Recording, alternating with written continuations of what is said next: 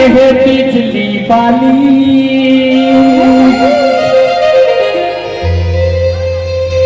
दादा बड़ा दादा ছোট সালে একদম বিজলি বালি কেন হ্যাঁ এটা ছোট সালে নাই রে ভাই আরো আছে